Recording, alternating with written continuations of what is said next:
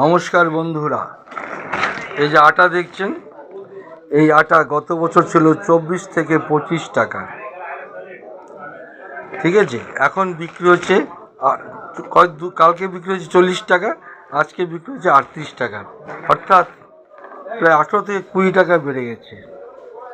আচ্ছা, এই চালটা দেখছেন বালক ভোগ মিনিকেট, এটা গত বছর বিক্রি হয়েছে 40 এবং 42 টাকা, 40-42 এর মধ্যে ছিল। এবছর বিক্রি হচ্ছে এই এখন 60 টাকা 62 টাকা, 60 টাকা ধরুন, বেড়ে গেল কত, 18 টাকা, তাই না?